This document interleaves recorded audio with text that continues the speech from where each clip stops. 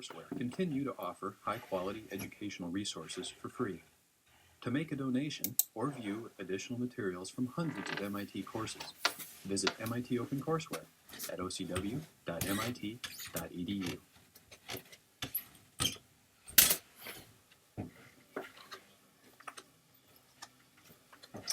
Hello and welcome to 601. I'm Danny Freeman. I'm the lecturer. One thing you should know about today is that there's a single handout. You should have picked it up on your way in. It's available at either of the two doors. What I want to do today in this first lecture is mostly focus on content. But before I do that, since 601 is a little bit of an unusual course, I want to give you a little bit of an overview and tell you a little bit about the administration of the course. 601 is mostly about modes of reasoning. What we would like you to get out of this course is ways to think about engineering. We want to talk about how do you design, how do you build, how do you construct, how do you debug complicated systems. That's what engineers do. And we're very good at it. And that we want to make you very good at it. We're very good at it, and you know that from your common everyday experience. Laptops are incredible. As we go through the course, you're going to see that laptops incorporate things from the tiniest level. Things so small that you can't see them. They're microscopic. The individual transistors are not things that you can see. We develop special tools for you even to be able to visualize them. And yet we conglomerate billions of them into a system that works relatively reliable. Now, I realize I'm going out on a limb because when you say things like that, then things always fail. But I'll go out on a limb and say, for the most part, the systems that we construct are very reliable. We'd like you to know how you think about making such a complicated system and making it reliable. We want to tell you about how you would model things. How do you gain insight? How do you get predictability? How do you figure out how something will work before you've built it? If you're limited to try out how things work by actually constructing it, you spend a lot of time constructing things that never make it. We want to avoid that by, where we can, making a model, analyzing the model, making a prediction from the model, and using that prediction to build a better system on the first try. We want to tell you about how to augment the physical behavior of a system by putting computation in it. That's a very powerful technique that is increasingly common in anything from a microwave to a refrigerator. We'd like you to know the principles by which you do that. And we'd like you to be able to build systems that are robust to failure. That's a newer idea. It's something that people are very good at. If we try to do something and we make a mistake, we know how to fix it, and often the fix works. We're less good at doing that in constructing artificial systems, in engineering systems, and we'd like to talk about principles by which we can do that. So the goal of 601 is then really to convey a distinct perspective about how we engineer systems. Now, having said that, this is not a philosophy course. We are not going to make lists of things to do if you want it to be robust. We're going to learn to do things by actually making systems. This is an introductory engineering course, and so you're going to build things. The idea is going to be that in constructing those things, we've rigged the exercises so that some of those important themes become transparent. So the idea is this is introductory engineering. You'll all make things. You'll all get things to work. And in the process of doing that, learn something about the bigger view of how quality engineering happens. So despite the fact that we're really about modes of reasoning, that will be grounded in content. We selected the content very broadly from across EECS. EECS is an enormous endeavor. We can't possibly introduce everything about EECS in one subject. That's ridiculous. However, we wanted to give you a variety. We wanted to give you a sense of the variety of tasks that you can use, that you can apply the same techniques to. So we want to introduce modes of reasoning and then show you explicitly how you can use those modes of reasoning in a variety of contexts. So we've chosen 4, and we've organized the course around 4 modules. First module is software engineering, then signals and systems, then circuits, then probability and planning. Even so, even having chosen just 4 out of the vast number of things we could have chosen, there's no way we can tell you adequately, we can't give you an adequate introduction to any of those things either. What we've chosen to do instead is focus on key concepts represented by the asterisks. The idea is going to be we choose 1 or 2 things and really focus on those deeply so you get a thorough understanding, not only of how that fits within, for example, the context of software engineering, but also how that concept ramifies into other areas. Notice that I tried to choose the stars so they hit multiple circles. That's what we're trying to do. We're trying to not only introduce an idea to you, but also show you how it connects to other ideas.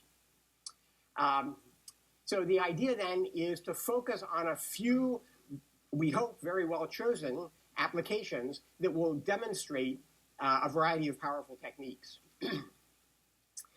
Our mantra, the way we intend to go about teaching this stuff, is practice, theory, practice. There's an enormous educational literature that says, whether you like it or not, people learn better when they're doing things. You have a lot of experience with that. You have a lot of experience on the other side, too. I'll try to forget the other side, or at least try to wipe it from your brain momentarily, to focus on your more fundamental modes of learning. When you were a kid and you were learning your first language, you didn't learn all the rules of grammar first. You didn't learn all the letters of the alphabet first. You didn't learn about conjugating verbs first. You learned a little bit about language. You started to use it. You ran into problems. You learned a little more about language.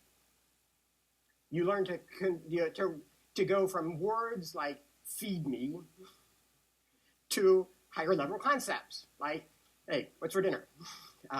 So the idea is that you learned it in an iterative process where you learned some stuff, tried it out, learned some more stuff, tried it out, and it built up. There's an enormous literature in education that says that's exactly how we always learn everything. And so that's the way this course is focused. What we will do is, for example, for today, we'll learn a little bit about software engineering. Then we'll do 2 lab sessions where you actually try to use the things that we talk about.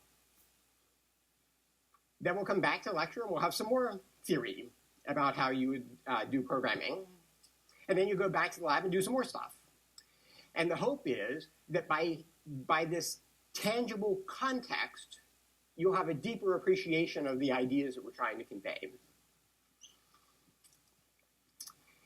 So let me tell you a little bit about the 4 modules that we've chosen.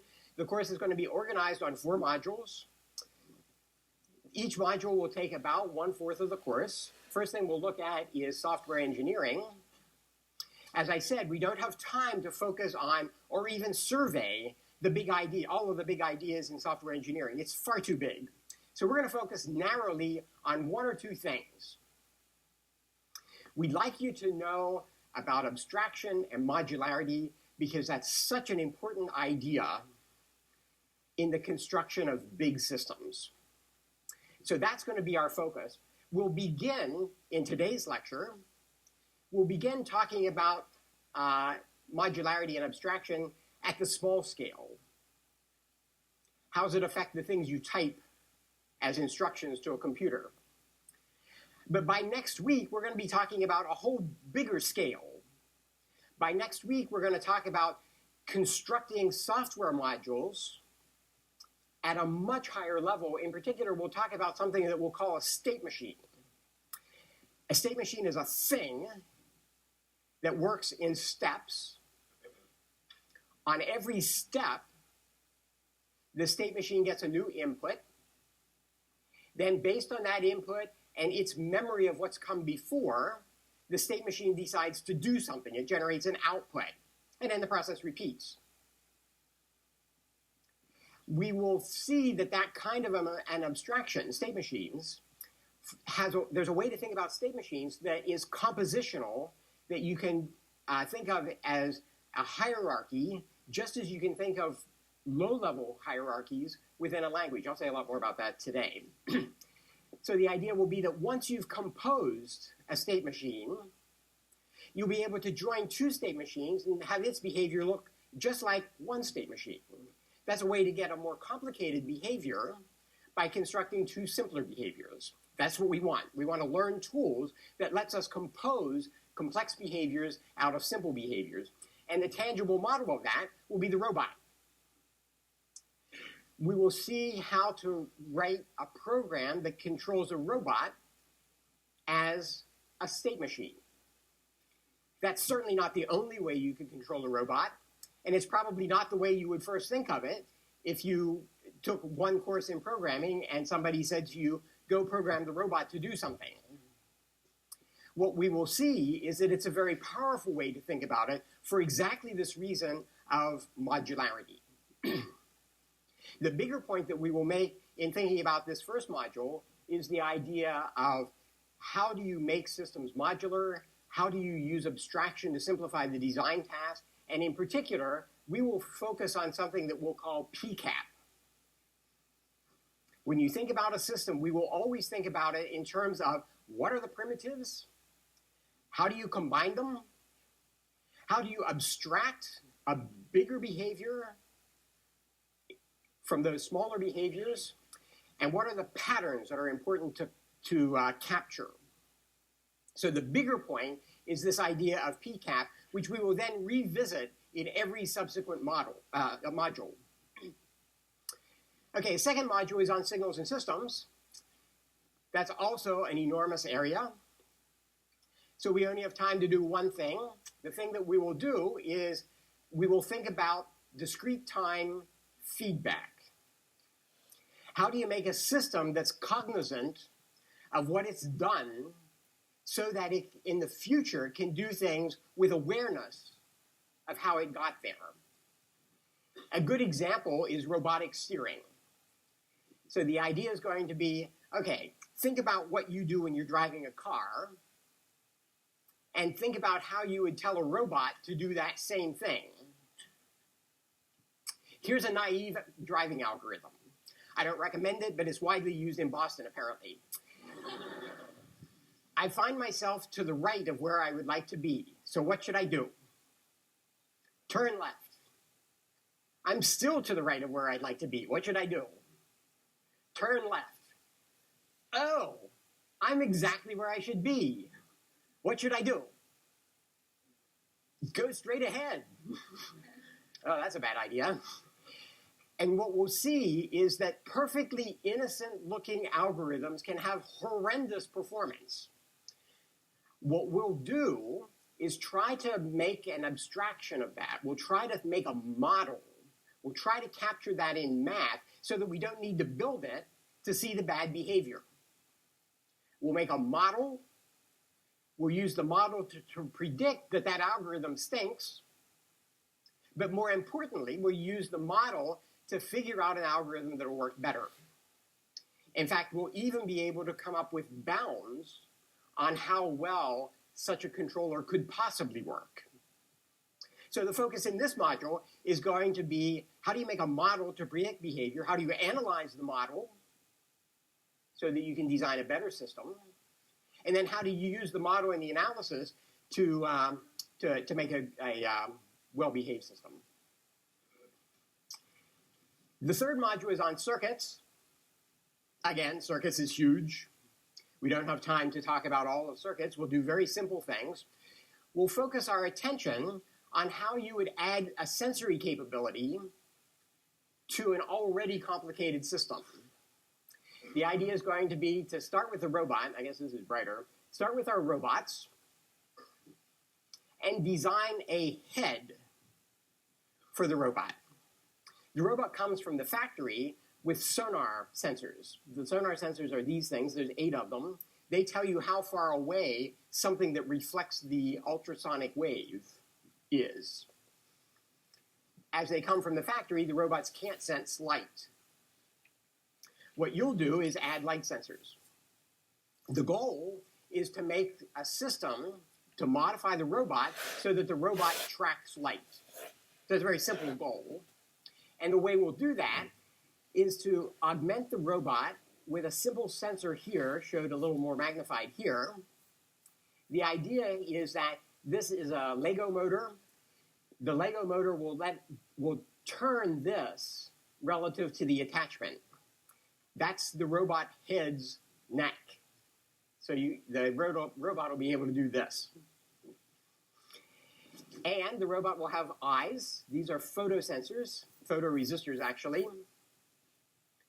So the idea is going to be that there's information available in those sensors for figuring out where light is so that you can track it. Your job will be to build a circuit, that's this thing, that connects via cables, these red cables and yellow cables, connects via cables over to this head. We'll give you the head. Your job will be to make the circuit that converts the signal from the photoresistor, which is in proportion to light, and figures out how to turn the motor to get the head to face the light, and then ship that information down to the robot to let the robot turn its wheels to get the body. So it's kind of like the light comes on bright over here, and the robot looks at it and says, oh yeah, that's where I want to be. So that's the idea in the third module, is to incorporate new sensing capabilities into the robot. The final module is on probability and planning, and the idea there is to learn about how you make systems that are robust to uncertainty and that can implement complicated plans that they too are robust to uncertainty. So there's a number of things that we will do, including creating maps of spaces that the robot doesn't understand, telling the robot how to localize itself, how if it woke up suddenly in an environment, it could figure out where it is, how to make a plan. And as an example, I'll show you the kind of system that we will construct. Here the idea is that we have a robot. The robot knows where it is. Imagine there's a GPS in it. There isn't, but imagine there is. So the robot knows where it is, and it knows where it wants to go. That's the star. But it has no idea what kind of obstacles are in the way. So, if you were a robotic driver in Boston, you know that you started out at home and you want to end up at MIT, but there's these annoying obstacles, they're called people, that you should, in principle, at least, miss. Okay, so that's kind of the idea. So I know where I am. I'm the robot. I know where I am. I know where I want to be, and I'm going to summarize that information here. Where I am is purple. Where I want to be is gold. And I have a plan. That's blue. My plan's very simple. I don't know anything about anything other than I'm in Waltham and I want to go to Cambridge. So, blast east. So I imagine that the best way to do there is a straight line. Okay, so now what I'm going to do is turn on the robot. The robot has now made one step. And I told you before about these sonar sensors. From the sonar sensors, the robot has learned now that there seems to be something reflecting at each of these black dots. It got a reflection from the black dots from the sonar sensors. That means there's probably a wall there or a person or something that in principle I should avoid. So, and the red dots represent, okay, the obstacle is so close I really can't get there. So I'm excluded from the red spots because I'm too big. The black spots seem to be an obstacle. The red spots seem to be where I can't fit. I'd still want to go from where I am, purple, to where I want to be, gold. So what I do is I compute a new plan. Okay, then I start to take a step along that plan, and as I'm stepping along, okay, so now I think that I can't go from where I started over to here. I have to go around this wall that I didn't know about initially. So now I just start driving, and it looks fine, right? I'm getting there, right? So now I know I can go straight down here. Oh, wait a minute, there's another wall. Okay, what do I do now? So as the robot goes along, it didn't know when it started what kinds of obstacles it would encounter, but as it's driving, it learned, oh, that didn't work. Start over.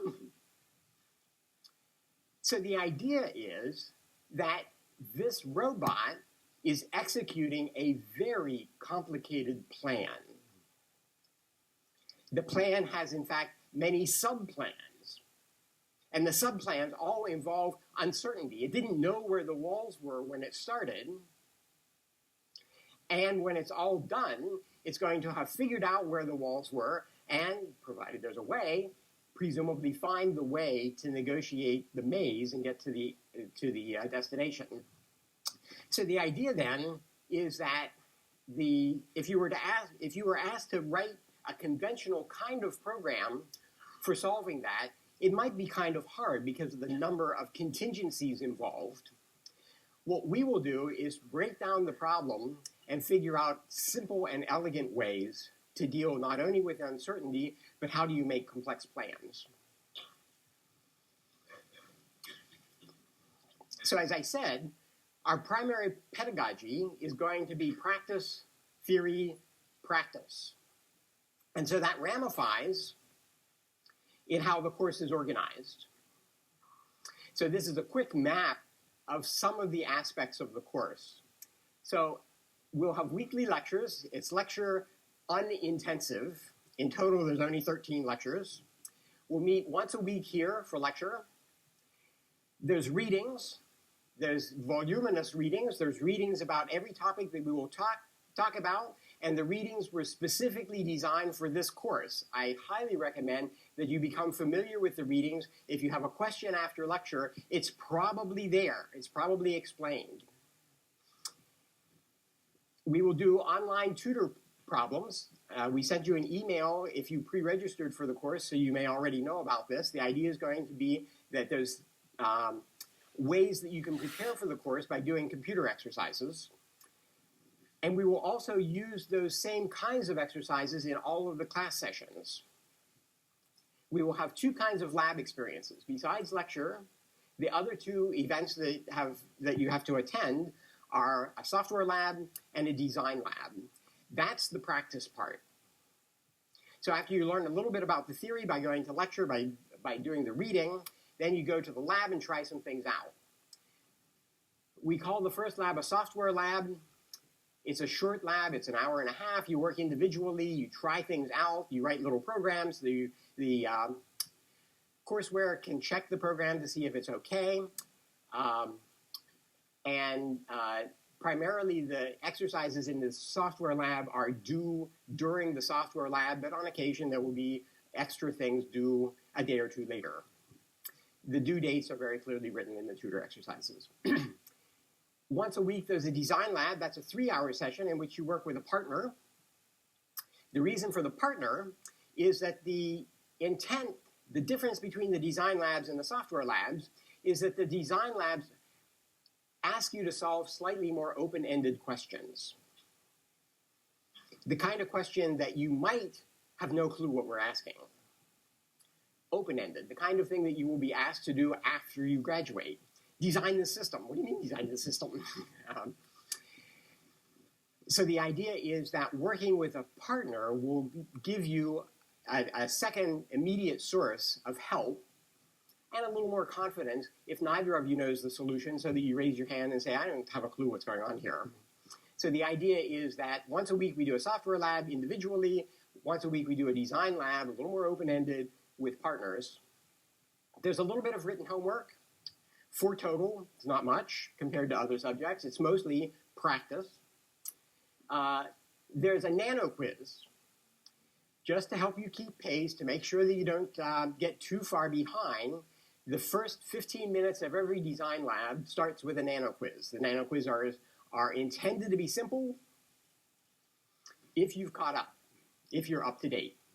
So the idea is that you go to Design Lab, the first thing you do is a little 15-minute nano quiz. The nano quiz uses a tutor, much like the homework tutor, much like the Python tutor, and it's intended to be simple.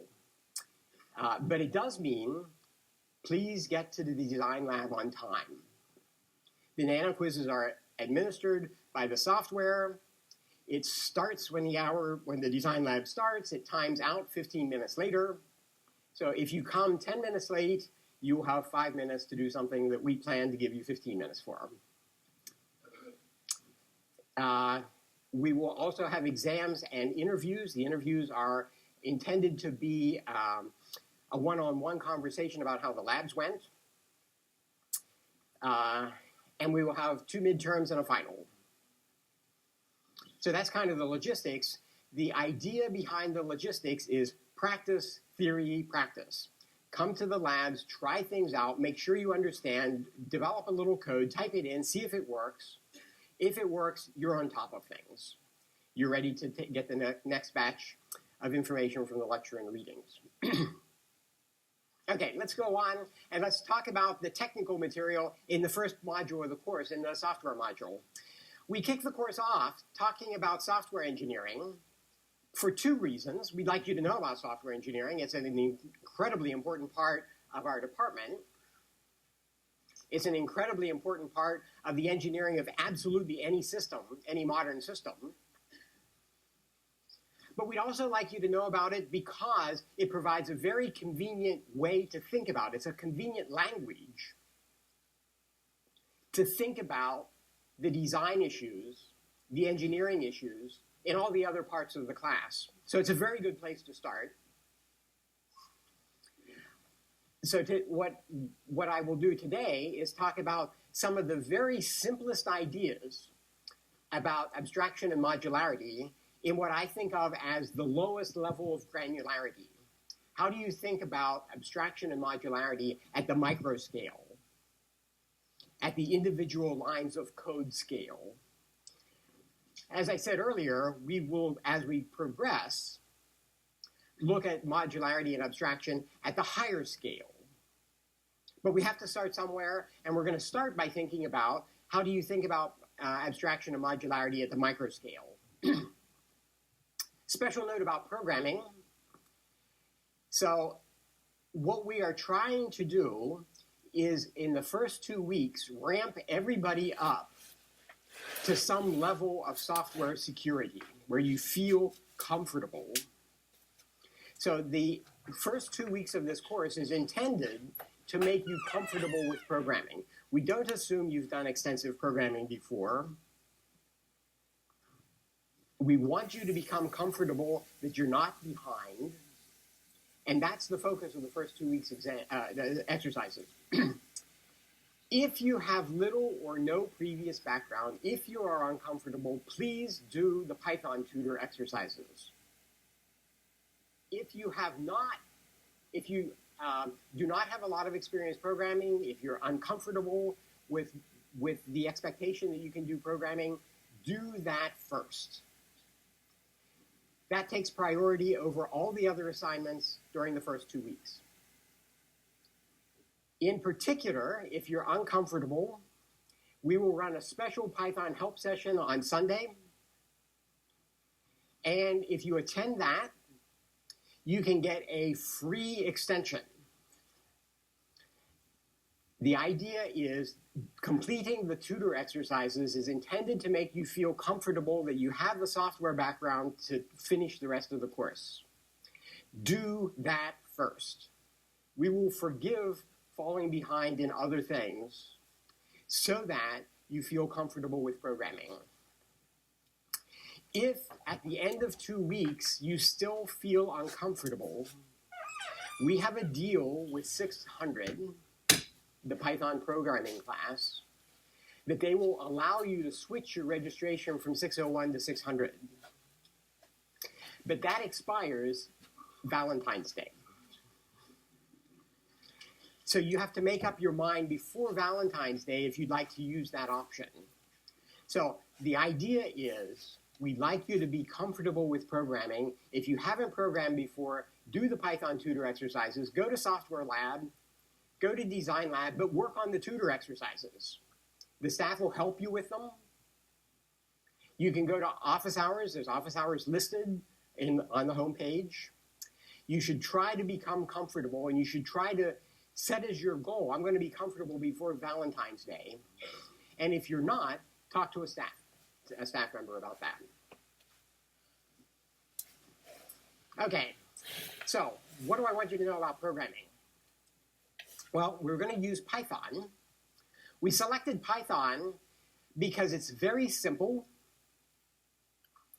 and because it lets us illustrate some very important ideas in software engineering in a very simple context. That's the reason. One of the reasons that it's simple is that it's an interpreter. After some initialization, the behavior of Python is to fall into an interpreter loop. The interpreter loop is ask the user what he would like me to do, read what the user types, figure out what they're talking about, and print the result. Repeat. Very simple. What that means is that you can learn by doing. That's one of the points of today's software lab. You can simply walk up to a computer, type the word Python. What you type is in red. Type the word Python. It will prompt you, so this chevron, that says, I'd like you to tell me something to do. I have nothing to do. If you type 2, Python tries to interpret that. In this particular case, Python says, oh, I see. That's a primitive data item. That's an integer. This person wants me to understand an integer, and so it will echo 2, indicating that it thinks you want it to understand a simple integer. Similarly, if you type 5.7, it says, oh, I got that. That's a float. The person wants me to remember a floating point number, and it will similarly echo the float. Now, of course, the floats don't have so there's no exact representation for floats, right? There's too many of them, right? There's a lot of them. There's even more floats than there are ints, right? So it has an approximation. So it will print its approximation to the float that it thinks you are interested in.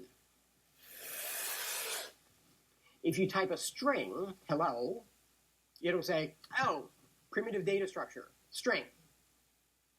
And it'll print out that string. So the idea is, one of the features of Python that makes it easy to learn is the fact that it's interpreter-based. You can play around, you can learn by doing. Now, of course, if the only thing it did was simple data structures, it would not be very useful. So the next more complex thing that it can do is think about combinations. If you type 2 plus 3, it says, oh, I got it. This person's interested in a combination. I should combine by the plus operator 2 ints, 2 and 3. Oh, and if I do that, if I combine by the plus operator 2 and 3, I'll get 5. So it prints 5. So that's a way you know that it interprets 2 plus 3 as 5. Similarly here, except I've mixed types. 5.7 plus 3, it says, oh, this user wants me to apply the plus operator on a float and an int. Okay, well, I'll upgrade the int to a float. I'll do the float version, and I'll get this, which is its representation of 8.7. So the idea is that it will first try to interpret what you're saying as a simple data type. If that works, it prints the result to tell you what it thinks is going on. It then will try to interpret it as an expression, and sometimes the expressions won't make sense. In particular, if you try to add an int to a string, it's going to say, huh? And over the course of the first 2 weeks, we hope that you get familiar with interpreting this kind of mess. That's Python's attempt to tell you what it was trying to do on your behalf and can't figure out what you're talking about. Okay, so that was simple, but it already illustrates something that's very important. And that's the idea of a composition. So the way Python works, the fact that when you added 3 to 2, it came out 5, what we were doing was composing complicated, well, potentially complicated, that was pretty simple, potentially complicated expressions, and reducing them to a single data structure. And so that means that, in some sense, this operation 3 times 8 can be thought of as exactly the same as if the user had typed in 24. Whenever you can substitute for a complex expression a simpler thing, we say that the system is compositional. That's a very powerful idea. Even though it's simple, it's a very powerful idea. And it's an idea that you all know. You've seen it before in algebra, in arithmetic. So in arithmetic expressions, you can think about how the sum of 2 integers is an int. That's a closure, that's a kind of a combination that makes the system compositional, and that provides a layer of hierarchical thinking, so that in your head, even though it says 3 times 8, you don't need to remember that anymore. You can say, oh, for any purposes that follow, I might just as well think of 3 times 8 as being a single integer, 24. It's part of many other kinds of systems. For example, natural language. The simplest example in natural language is that you can think about apples are good as snacks. Apples is a noun. It's a plural noun. Or you could substitute apples and oranges, and it makes complete sense within that same structure. So apples and oranges are good as snacks. The combination of apples and oranges works in every way from the point of view of the grammar in the same way that a simple noun, apples, worked. What we would like to do is use that idea as the starting point for a more general compositional system. And a good way to think about that is by way of names. What if we had some sequence of operations that we think is particularly important, so that we would like to somehow canonize that, so that subsequently we can use that sequence of operations easily? Python provides a very simple way to do it. Every programming language does. It's not unique to Python. But the idea is, so here's an example. 2 times 2, I'm squaring 2 and get 4. 3 times 3, I'm squaring 3 and I'm getting 9. 8 plus 4 times 8 plus 4, I'm squaring 8 plus 4. 8 plus 4, well, I can think of that as 12. I'm squaring 12, I'm getting 144. The thing I'm trying to illustrate there is the notion of squaring.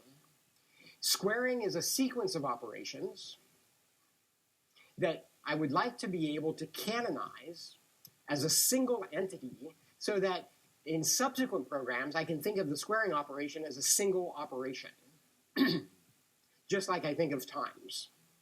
The way we say that in Python is define square of x to be return x squared. Then, having made that definition, I can say square of 6, and the answer is 36. Okay, this is a very small step, but it illustrates a very important point. The idea being that Python provides a compositional facility. And it's hierarchical. Having defined square, I can use square just as though it were a primitive operator. And I can use square to define higher level operations.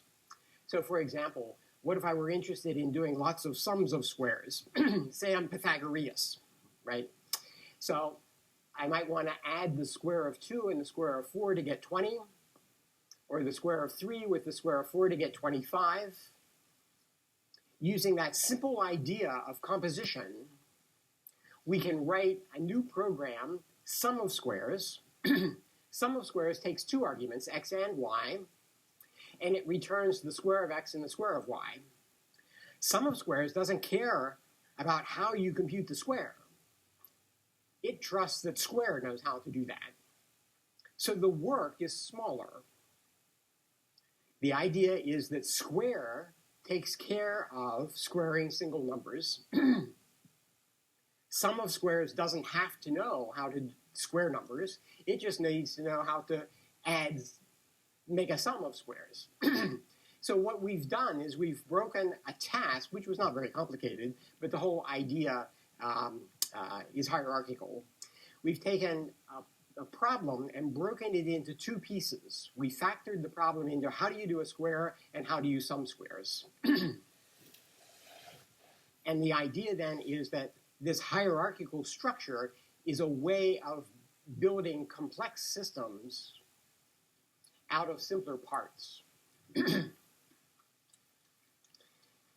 So that's the idea of how you would build programs that are compositional. Python also provides a utility for making lists, for making data structures that are compositional. The most primitive is a list. So in Python, you can specify a list. Here's a list of integers. So the list says beginning list, end of list, elements of list. So there's 5 elements in the list. The integers 1, 2, 3, 4, 5. Python doesn't care what the elements of a list are. We'll see in a minute that that's really important. But for the time being, the simplest thing that you can imagine is a heterogeneous list. It's not critical that the list contain just integers. Here's a list that contains an int, a string, an int, and a string. Python doesn't care. It's a list that has 4 elements. The first element's an int, the second element's a string, etc. Here's an even more complex example. Here's a list of lists. How many elements are in that list? 3. How many elements are in that list? So the idea is that you can build more complex data structures out of simple ones. That's the idea of compositional factoring applied to data. Just like it was important when we were thinking about procedures to associate names with procedures, that's what def did. We can also think about associating names with data structures. And that's what we use something that Python calls a variable for. So I can say B is 3, and that associates the data item 3 with the label B. I can say X is 5 times 2.2. Python will figure out what I mean by the expression on the right. It'll figure out that I'm composing by using the star operator, which is multiply, an integer and a float, which will give me a float. The answer to that's going to be a floating point number.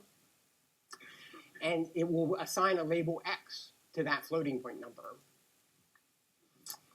You can have a more complicated list, a data structure, and associate the name Y with it. Then having associated the name Y, you get many of the same benefits of associating a name with a data structure that we got previously in associating a name with an operation. So we can say Y of 0, and what that means is, what's the 0th element of the data structure Y? So the 0th element of the data structure Y is a list, 1, 2, 3. Python has some funky notations. The -1 element is the last one. So the -1 element of Y is 7, 8, 9.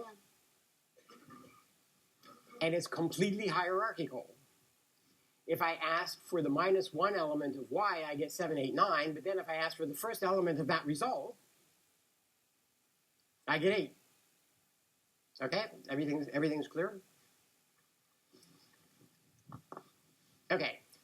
Just make sure everything's clear. I want to ask you a question. But to kick off the idea of working together, I'd like you to think about this question with your neighbor. So before thinking about this question, everybody stand up. Introduce yourself to your neighbor.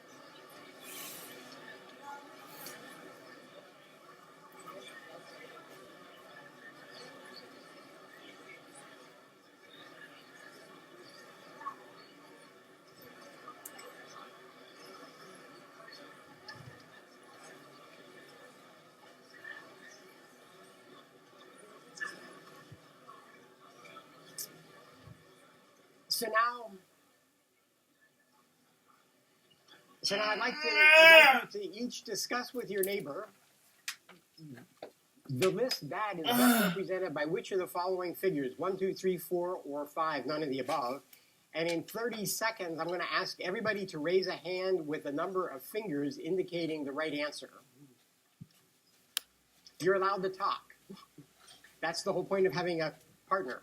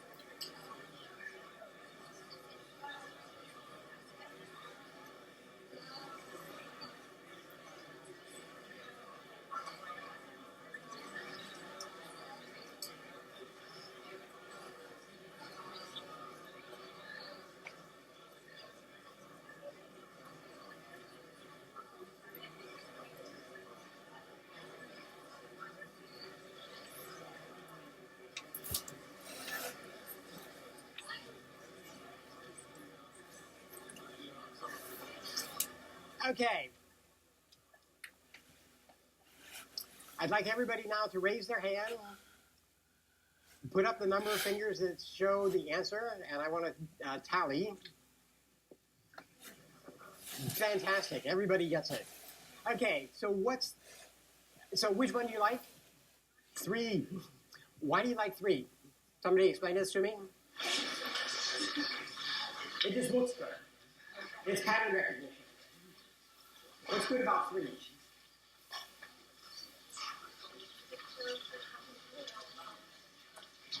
Compositional. What is the compositional element in the pictures? What represents what? Okay, A represents A. That's pretty easy, right? So that takes care of the bulk of the figures. What's the blue lines represent?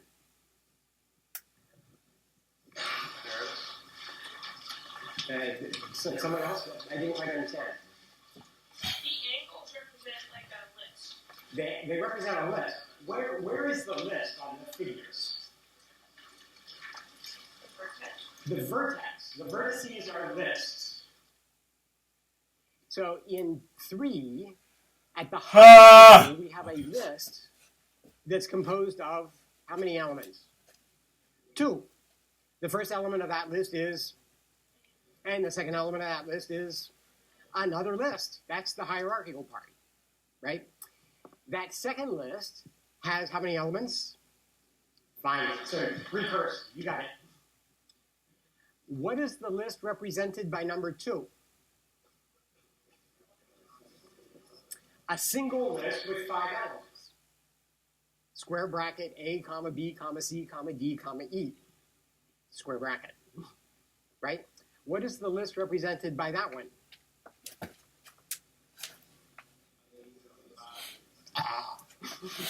It's not a list, right? What is it? Who knows?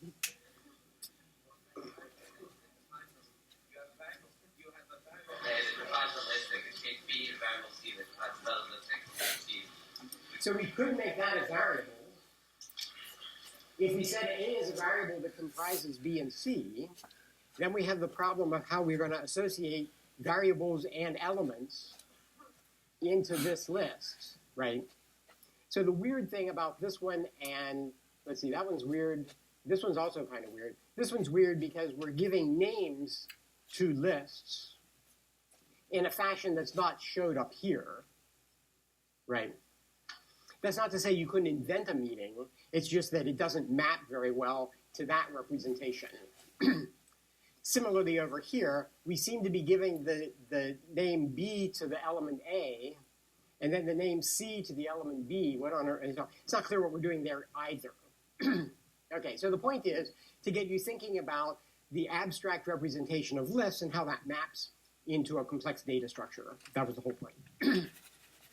Okay, so we've talked about then 4 things so far. How do you think about operations in a hierarchical fashion? And the idea was composition. We think about composing simple operations to make bigger compound operations. That's a way of saying there's this set of operations that I want to call foo. So every time I do this complicated thing that has 3 pages of code, that's one foo. And that's a way that we can then combine foos in some other horribly complicated way to make big foos, right? So the idea is composition. That's the first idea. The second is associating a name with that composition. That's what def does, define name of a subroutine. So we thought about composing operations, associating names with them. We composed data in terms of lists, and we associated names with those lists in terms of variables. The next thing we want to think about is a higher order construct where we would like to conglomerate into one data structure both data and procedures. Python has a concept called a class that lets us do that. In Python, you make a new class by saying to the Python prompt, I want a new class called student. And then under student, there is this thing, which we will call an attribute. An attribute to a class is simply a data item associated with the class. And a method is just a procedure that is associated with a class. So there's this single item class called student that has one piece of data, its attribute school, and one procedure, which is the method calculate final grade. So then this is the kind of data structure you might imagine that a registrar has. It's a way to associate. So the idea here is that everybody here is a student. They all have a school, and they all have a way of calculating their final grade. That's a very narrow view that maybe a registrar would have. So classes, having defined them, we can then use the class to define an instance.